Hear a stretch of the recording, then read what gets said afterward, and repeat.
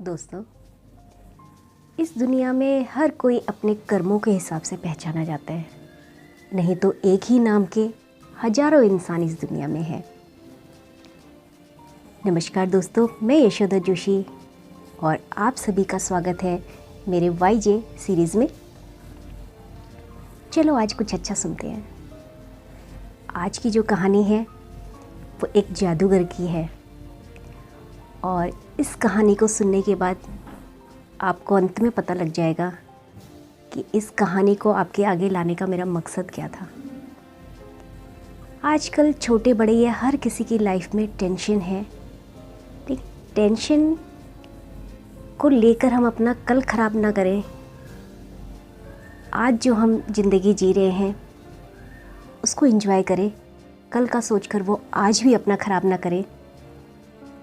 इसी तरीके की ये कहानी मैं आज आपके सामने लेके आई हूँ। एक जादूगर था, काफ़ी अच्छा वो जादू करता था। उसकी जो ख्याति थी वो चारों ओर फैली हुई थी। हर कोई उसकी जादू के किस्से इधर उधर सुनाया करता था। ऐसे ही एक बार उसके जादूगर की जो ख्याति है वो वहाँ के राजा के दरबार तक पहुँची। जब राजा को उस जादूगर के जादू के बारे में पता लगा कि जादूगर जो है वो काफ़ी अच्छा जादू करता है, जैसे कि कोई कर ही नहीं सकता, उसने अपने मंत्री को भेजा कि जादूगर को दरबार में बुलाया जाए। जब जादूगर को पता लगा कि मुझे आज राजा ने अपने दरबार में बुलाया है, वो मन ही मन काफ़ी खुश हुआ और चलते चलते वो मन में सोचने लगा कि आज मैं राजा के सामने पेश हो रहा हूँ तो मैं ऐसा कौन सा जादू दिखाऊं कि राजा खुश हो जाए और मुझे माला माल कर दे। ये सोचते सोचते वो दरबार में पहुँच गया। जब दरबार में पहुँचा, राजा ने जादू दिखाने के लिए कहा तो जादूगर ने मन ही मन सोचा कि आज मैं एक ऐसा जादू दिखाऊंगा जो राजा ने कभी नहीं देखा होगा, किसी ने भी नहीं देखा होगा और मुझे काफ़ी अच्छा इनाम मिलेगा। ये सोचकर वो राजा का जो मुकुट था उसको अपने जादू से गायब कर देता है। जैसे ही राजा का जो मुकुट है वो उसके सर से गायब होता है तो दरबार में बैठे हुए जितने भी लोग थे, मंत्री संतरी और दरबारी लोग थे, वो बहुत ज़ोर ज़ोर से हंसने लगे। जैसे ही राजा ने देखा कि सारे दरबारी मुझे देखकर मेरे मुकुट के गायब होने पर ज़ोर ज़ोर से हंस रहे हैं तो उसे बहुत गुस्सा आया। उसको अपनी बेइज्जती महसूस हुई राजा को। उसने उसी टाइम अपने सिपाहियों को बुलाया और कहा कि इस जादूगर को कैद कर लिया जाए, इसको फांसी की सज़ा मैं देता हूँ और 1 सप्ताह के बाद इसको फांसी लगाई जाएगी। जादूगर ने जैसे ही सुना, उसने अपने आप को इतना परेशान या फेस पे जैसे रिएक्ट करते हैं वो कुछ नहीं दिखाया और उसको कैद कर लिया गया। जब ये खबर जादूगर की पत्नी को पता लगी, वो रोते बिलखते हुए अपने पति के पास पहुंची जहां उसका पति कैद था जादूगर, और बहुत ज़ोर ज़ोर से रोने लगी और कहने लगी कि देखो आपने कैसा जादू दिखाया, आप तो यहाँ इनाम लेने आए थे और देखो आपको इनाम में क्या मिल गया कि आपको फांसी की सज़ा होने वाली है। जादूगर मुस्कुराया तो बीवी जो रो रही थी वो बोली कि आप क्या पागल हो गए हो, आपको मौत की सज़ा मिली है और आपको हंसी आ रही है। तब जादूगर कहता है कि पगली तो परेशान मत हो, आज जो है वो तो मैं तुम्हारे सामने जिंदा हूँ और एंजॉय कर रहा हूँ ना। अभी तो 1 हफ्ता बाकी है तो इसलिए तू घर जा और चिंता मत कर। बेचारी जादूगर की पत्नी रोती बिलखती हुई वापस घर चली गई। अगले दिन फिर आई रोती हुई, फिर देखा तो जादूगर ने वही बात उसको दोहराई कि पगली क्यों परेशान होती है, अभी तो 5 दिन है, 4 दिन है, 2 दिन है, 3 दिन है। ऐसे करते करते वो लास्ट दिन भी आ गया कि जिस दिन उसको फांसी होनी थी। राजा उसके सामने आया। जैसे उसने देखा कि दरबारी उसकी ओर आ रहे हैं और राजा सामने से अपने घोड़े पर सवार होके आ रहा है, तो अचानक उसके मन में, उसके दिमाग में एक आइडिया आया और वो बहुत रोना सा चेहरा बनाकर राजा के सामने राजा को देखने लगा, उदास सा हो गया, नाटक सा करने लगा। राजा जब अपने घोड़े पर सवार होके जादूगर के पास आए तो बोले, क्यों, उस दिन तो तू बड़ा जादू दिखा रहा था, मेरा मुकुट गायब कर दिया और आज ऐसे मुंह लटका के इतना उदास सा क्यों रखा है? तो जादूगर अपना चेहरा लटकाए हुए परेशान सा दिखा रहा था, जबकि अंदर से नहीं था।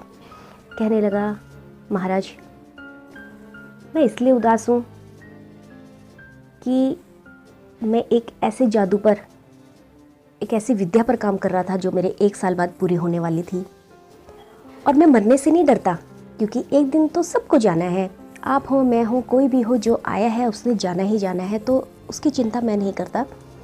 लेकिन मेरे को चिंता हो रही है सिर्फ इस बात की कि अगर मेरे को आज मृत्युदंड मिल जाता है तो जो विद्या मैं सिखाने और दुनिया के आगे रखने वाला था सीखकर, वो मेरे साथ ही ऊपर चली जाएगी।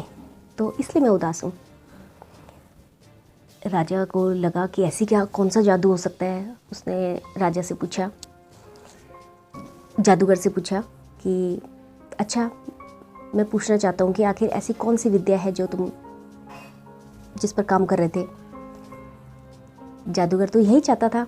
उसने कहा, महाराज, मैं जो मेरा अपना घोड़ा है, मैं उसको उड़ाने वाला था, कि वो उड़ने वाला घोड़ा उसको बनाने वाला था और उसके लिए लगभग सारा काम, मेरी विद्या पूरी होने वाली थी, बस 1 साल रह गया था। और जैसी राजा ने सुना तो उसकी आंखों में चमक आ गई। वो मनी मन सोचने लगा कि काश अगर ये उड़ने वाला घोड़ा अगर मुझे मिल जाएगा तो मैं अपने आसपास के जितने भी राज्य हैं उनमें जब लड़ाई छिड़ेगी तो मैं अपने उड़ने वाले घोड़े से सबको पराजित करके विजय पा सकता हूँ, सब पे अपना अधिकार जमा सकता हूँ। क्यों ना ऐसा ही घोड़ा मेरे पास हो। तो वो जादूगर से कहता है, ठीक है जादूगर, मैं तुम्हें 1 साल का और वक्त देता हूँ और 1 साल बाद अगर तुमने ये करके नहीं दिखाया तो तुम्हें फांसी की सज़ा दे दी जाएगी। तो जादूगर कहता है कि महाराज, ऐसा हो ही नहीं सकता। मैं टाइम से पहले आपको ये जो उड़ने वाला घोड़ा है जिस पर मैं काम कर रहा हूँ वो आपके सामने होगा। तो राजा उस जादूगर को अपने सैनिकों से बोलकर छोड़ने के लिए कहता है। जादूगर बहुत खुश होता है। जैसे वो अपने घर के पास जाता है तो देखता है कि उसके नाते रिश्तेदार, दोस्त, अड़ोसी, पड़ोसी और उसकी बीवी की बहुत ज़ोर ज़ोर से विलाप और रोने की आवाज़ें आ रही है। जब उसकी बीवी ने दूर से अपने पति जादूगर को आते हुए देखा तो वो बहुत खुश हुई। नाते रिश्तेदार पड़ोस वाले थे, वो भी जादूगर को देख के बहुत खुश हुए। जब सब खुशी खुशी अपने अपने घर चले गए, उसके बाद जो जादूगरनी की बीवी थी वो जादूगर से बोली कि आखिर ऐसा क्या हुआ, आपको तो मृत्युदंड मिलने वाला था और आप तो आ गए। तो जादूगर कहता है कि पगले, तू चिंता मत कर, राजा ने मुझे 1 साल का और समय दिया है। तो कहती है कि ऐसा क्या कहा तुमने महाराज को कि 1 साल बाद क्या करने वाले हो कि वो तुम्हें 1 साल की उन्होंने मोहलत दे दी? उसने कहा कि राजा को मैंने कहा है कि मैं तुम्हें उड़ने वाला घोड़ा पर मैं विद्या पर काम कर रहा हूँ और 1 साल में मैं आपको वो उड़ने वाला घोड़ा आपके हवाले कर दूँगा। ये सुनना क्या था कि जादूगर की बीवी फिर ज़ोर ज़ोर से विलाप पर रोने लगी। कह रही, बताओ, बड़ी मुश्किल से तुम्हें जीवन दान मिला था और आपने ऐसी शर्त रख के आ गए कि जो हो ही नहीं सकता है। उड़ने वाला घोड़ा तो उड़ ही नहीं सकता है, तो कैसे आप घोड़े को उड़ाने वाली विद्या सीखकर महाराज को उड़ने वाला घोड़ा दोगे? तब जादूगर कहता है, सच में पगली, तू पागल है, तू क्यों चिंता करे जा रही है? जब 1 हफ्ते में मैं इतना उदास या परेशान नहीं हुआ तो जो हमें 1 साल जो मिला है, जीवन दान मिला है, तो क्यों ना हम हर उस दिन को एंजॉय करें, आज में जिएं और खुशी खुशी अपना जीवन 1 साल तक तो हम बिता ही सकते हैं ना। तो चिंता क्यों करती है? चिंता मत कर, सब ठीक हो जाएगा। और गनीमत देखिए या जादूगर का भाग्य देखिए कि अचानक 6 महीने के अंदर अंदर राजा की मृत्यु हो जाती है, उसका जो घोड़ा होता है वो अपने मालिक के वियोग में 3 महीने के अंदर वो घोड़ा भी वो भी मर जाता है। जब राजा नहीं रहा, घोड़ा नहीं रहा, तो फिर उड़ने वाला घोड़ा बनने का तो कोई सवाल ही पैदा नहीं होता। तो फिर कैसी फांसी और कैसी सज़ा। ये एक छोटी सी कहानी है दोस्तों, लेकिन इस कहानी में भी बहुत बड़ी शिक्षा है कि हमें अपने आज में जीना चाहिए। जो हमें आज के पल मिले हैं उसको एंजॉय करो। कल क्या होना है उस पर मत जाओ। कल ना कभी आता है और ना आएगा, तो कल की परेशानी लेकर हम अपना आज क्यों ख़राब करें, क्यों अपने आप को परेशान करें। तो यही इस कहानी का जो था वो मेरा सार था, और आपके आगे ये कहानी इसीलिए मैं लेके आई। अगर आपको ये कहानी अच्छी लगे तो इसको लाइक शेयर ज़रूर करें, और ऐसे ही एक नई कहानी के साथ जल्द ही आपकी होस्ट एंड दोस्त यशोदा जोशी जल्दी आपके सामने हाजिर होती। तब तक के लिए नमस्कार।